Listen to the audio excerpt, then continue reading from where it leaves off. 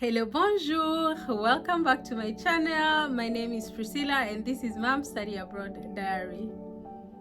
If you've been thinking to immigrate to Canada or even looking into coming to study in Canada, you have probably heard or you're reading about the different changes in the policies of immigration here in Canada, and you're wondering, wow, what a bad timing, right? I want to tell you that these changes are affecting people inside and outside Canada. Especially most people who are inside Canada are being affected by these changes, and I've recently received a lot of questions. Is it even possible to still get a study permit in Canada? Is it worth it for me to come and study in Canada right now, or to get a job in Canada? Is it still possible? And all sorts of questions. And in today's video, that is what I want to address. First of all, I want to mention I am not an immigration consultant. I am not by any means telling anyone what to do. I'm just sharing my experience and my thought around what is happening. Okay, so let's get into it. As I have mentioned, I feel like all these changes are affecting everyone, especially if you don't have PR and you're still you're in Canada. Like for the international students, there is a lot of things that are changing and people are just panicking. Some are going back because they can no longer, that Canadian dream seems like it's coming to an end. And it is so sad also to see the visitors. There are so many people who are here on visitor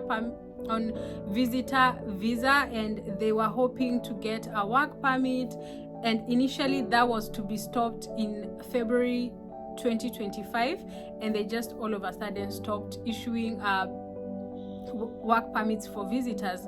So people who are already here, they're making plans to stay here.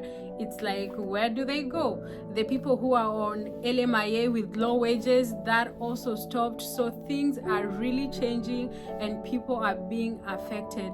But for me, I'm just standing with one word right now. I'm like, God, 1,000 may fall on my side, 10,000 on my right, but they shall not get to me. Honestly, I shall just look at what is happening now. Somehow nitapenya, somehow I will still live my Canadian dreams, somehow I will get my PR, somehow I will finish my studies and it will not affect me.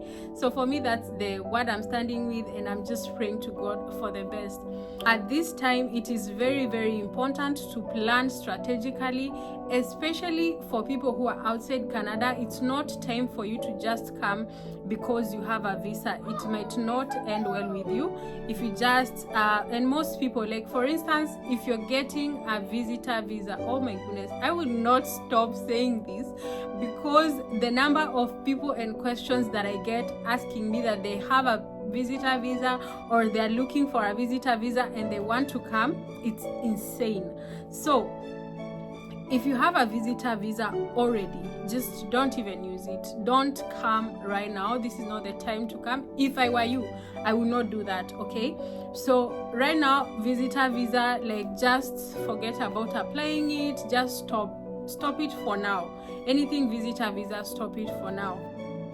So for international students, I know there is a cap on the number of students, the number of international students they are accepting right now, but it doesn't mean it is impossible. It doesn't mean people are not getting their study permit. One thing that I noticed when we went back to school last week, we have more international students right now than we did last year in our small campus. So how much more in the other big campuses? What the cap means, it means you have to plan. It means you have to have a solid plan. One, if you're applying for school, you have to apply early because you need the admission, and the number of admissions that they're giving right now, it's limited. So if you apply early, you get higher chances. Another thing, the number of provincial attestation letters are limited per province, okay? And it's the province that divides the letters among the schools that they have. So if you're applying and you're applying to a province that have a lot of international students, where there's a lot of demand in that province, then your chances of getting it are less. But if you are applying to provinces where they don't have a lot of schools there, you might get better chances, because all the provinces are the ones issuing attestation letter, and you need that to apply for your studies. Another thing, when you're coming as an international student, things have changed. I will not tell you right now, like they were saying that international student could be able to work 24 hours starting from September, but it is still undetermined. So right now we are still working 20 hours per week, and as an international student, you come here 20 hours per week. It is not possible for you to pay your bills. At least for me, the 20 hours they are giving us, it is not possible for you to pay your bills. First of all, when you get here, you don't get a job immediately, so you might need to take some time. Like you definitely will not get a job immediately, and you only have 20 hours. That means you have like three days to work, and if you're in school, you don't have 3 days. So it's really tricky. Let me talk about like parents. Like for me, my own case, we have 20 hours, right? And I have Monday to Friday. My course, thankfully, we only go 3 days a week, so we have 2 days a week where we are not in school. But with the 2 days a week and the Saturday, if I wanted, I would work those days. But for me to find an employment that only hires me 2 days a week in my specific days, right? And also on Saturday, I cannot work because I have my son. So if you're coming with your family, if you have kids, like, oh my goodness, it's a lot of things to consider right now. You don't just come without a plan. Another thing, when you're applying to come as an international student, right now, it is not the time to come with your spouse. It's not advisable, because your spouse will not have a work permit at all. That means they will stay at home. Yes, if you're coming with someone already who's a stay-at-home mom and they can stay at home and look after the kid, it's okay. But remember, you only have 20 hours to work, so it's not enough. If you have a family, 20 hours to work. First of all, if you have a family, that means you have to rent a bigger house. You can no longer stay in smaller rooms as international students do. Like you have to rent at least a 1-bedroom or a 2-bedroom. If it's a family right now, we are talking about 2-bedroom, and renting a 2-bedroom house, it's 20,000. 2,000, 1,800. Like we are in 1,500 and above for 2-bedroom, okay? And the expenses, the living expenses, you cannot be able to support your family as one person right now as a student. So coming with your family, at the end of the day, it is no longer doable. Even if one person stays at home, not unless they can work, not unless they can do their own businesses at home without like small jobs, but it is no longer doable. Honestly, it is no longer advisable for someone to come with their family, and also to come with your kids. If you're a single mother, you have to look at all the aspects. Like you have to look at it, because now coming with that child, it restricts you from working during weekends. The only times you have to work, you cannot work. You can work maybe Saturday and Sunday, but if you have a child, Saturday and Sunday, you have to watch over them. So you really have to be strategic. If you come, you have to make sure as an international student, when you're applying, don't just show this money in your bank account. Try and at least make sure you have the money for your first semester. So I will say this. If you're coming as an international student, when it comes to the finances, most people ask me, can I be able to work and pay for my school fees? It all depends, when are you coming? Okay, I've noticed there's a difference with someone who comes in September and someone who comes in January, okay? Because the summer season, it's the only time that you have at least 5 months to work. That is the time you can work and actually get money to pay for your school fees. But if you're coming in September, that means September all the way to December, there's no break, right?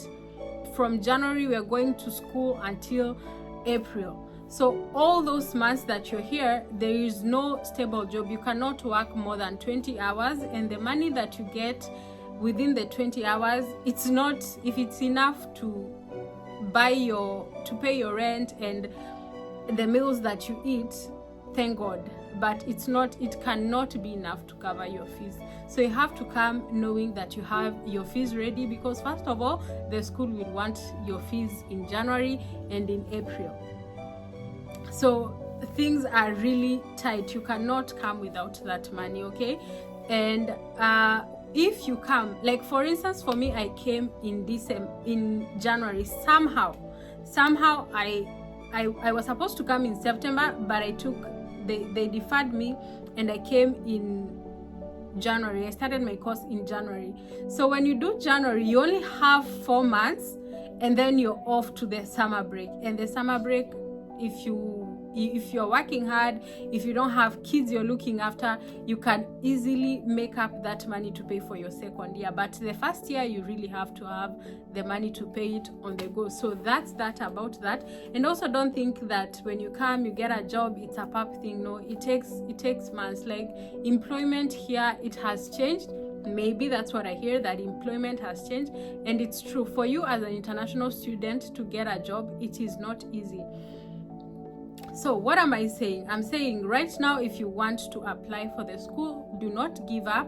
It's time for you to plan yourself and apply early. If you want to apply for, let's say right now, if you have not applied and you want to come study in Canada next year, apply for September, okay? Give yourself that time to apply early and look into the schools, because right now, if you're applying for a private school, you won't get postgraduate work permit. So you have to look into all those things.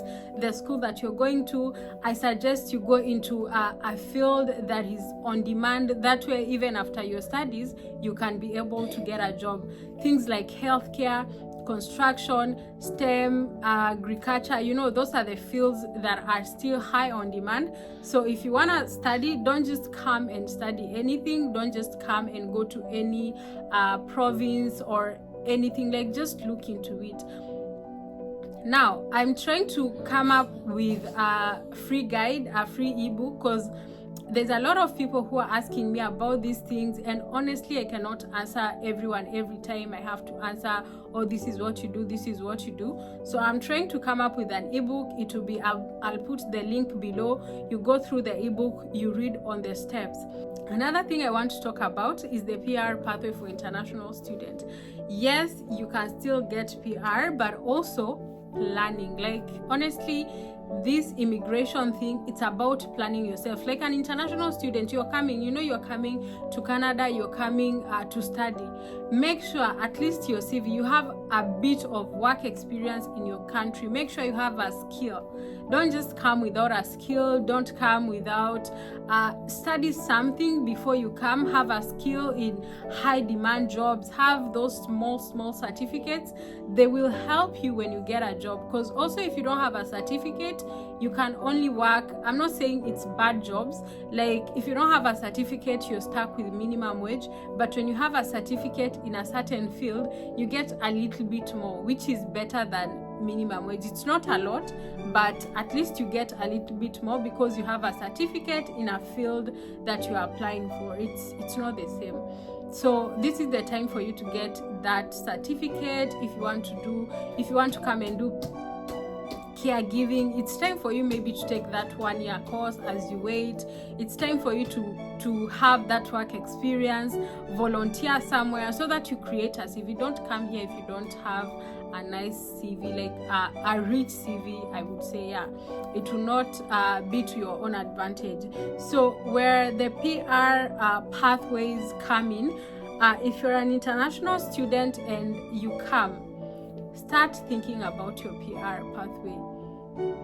When I came here, I did not think about it. I wasn't so awake about the PR things until I started talking about it. People started asking me about it, and I'm doing more research in it, and I'm like, wait, international students can actually start applying and creating their profile on PR even before they finish. There are so many people who are getting PR even before they finish. So from the word go, start thinking about your PR pathway, and when you get here, you start working on it.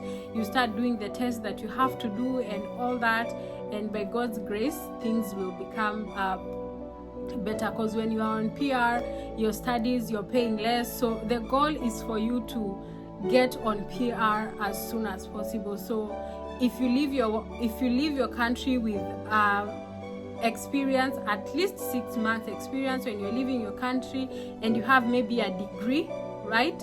So you have a degree, you have experience in a certain field, and you're coming here, you're studying in the same field, or you've changed your field, but you're studying, it makes it easier for you to gather those PR points and express entry points, and things get easier. So what I'm saying is plan, okay? So where job hunt is concerned, right now they've stopped the LMIA low wage program.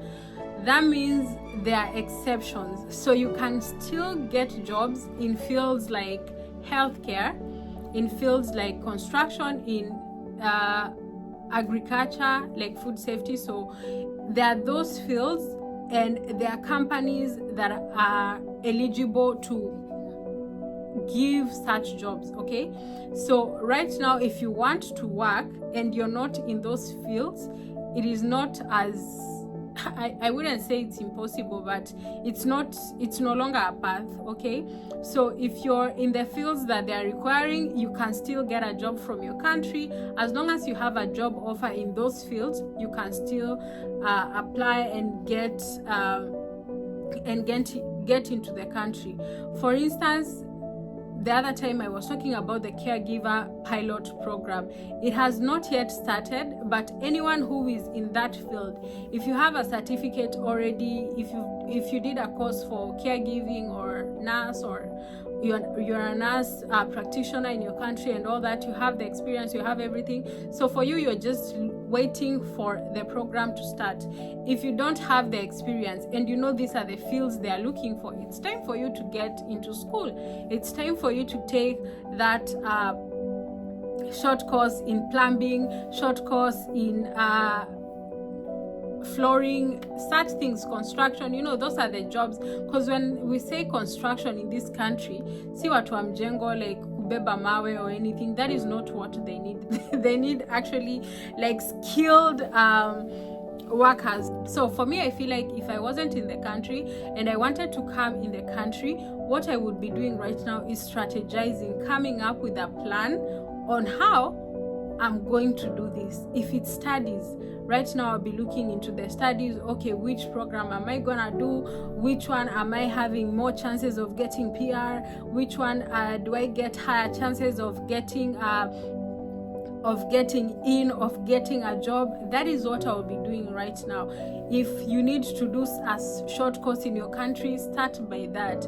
If you're looking for a job, okay, I want to get a job in a certain field, so which documents do I need? If you want to get on the express entry, honestly, studying in Canada is not cheap, so it's easier for you to start looking into express entries even when you're still in your country, okay? So if you want to come, something as simple as studying French can really help you in this country. So if you're still there, you're like, oh, I'm not sure, what not, start by French. It will higher your chances of getting a job. It will higher your chances of getting PR. It will, like, there are so many things. So you go to the immigration website, look into the express entries, watch YouTube videos about express entries, look at the category based express entries, and start looking for what you're missing. You can actually calculate your points, your CRS points, and when you calculate them, you know, oh, I'm missing these points to get this invitation. And you, like, there's so many things that you have to look at. So this is the time not to be discouraged. This is the time not to throw in the towel, but it's the time to strategize and to just sit back and be like, oh, let's go back to the drawing board. So if you have gotten to this point of this video, I just want to say thank you so much. Please consider subscribing and turn on the notification bell so that you don't miss any video that I upload.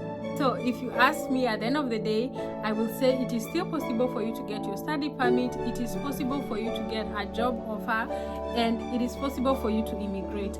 But you actually have to have a solid plan and start early and be ready to plan and to work on it. It is not something, honestly, if you're sitting right now and you want to be in Canada in January, chances are it will not happen. There's a preparation stage that if you miss it, you are going to struggle when you get here. So sit down, consider all the options. Where am I gonna study? Which province is better for me? Look at all those aspects. If you don't have for the fees, look for the scholarships first. Don't just come like that, you know. And I'm going to make a video on scholarships and where you can apply and all that. So you have to really plan strategically from the word go. If you fail to plan, you're planning to fail, and we don't want that. There are so many people who've been here in Canada for a long time, but they've not been able to achieve something. They've not been able to move from point A to point B because they just got that visa and they came without seeing all the different things. And being stuck in Canada is not an easy thing, because this place runs by system. It's not where you give hongo or something, you know. It's the system that runs the place. So you really want to be on the right side from the word go and to know all the opportunities and take it. They say that Canada is a land of opportunities. Yes, it is, but it's not everyone that gets those opportunities. If you don't know about the opportunities, there's no way you're gonna grab them, you know. Even me, like, I wish there are things that I know today about Canada that if I knew from the word go when I was coming, my life here would have been much better. So guys, let's make informed decision. Let's do our research before moving a family, before moving yourself, before selling your assets and just coming. Okay, if you have any question, don't hesitate to write to me on Chloe Radukunda on my Facebook page. I would like to hear from those who are already here. What would you advise people? Is it still worth it for them to come? What do you think? What is the situation right now affecting you? I would like to hear your comments so that people get informed also and we move forward together. That's it from me today. See you next time.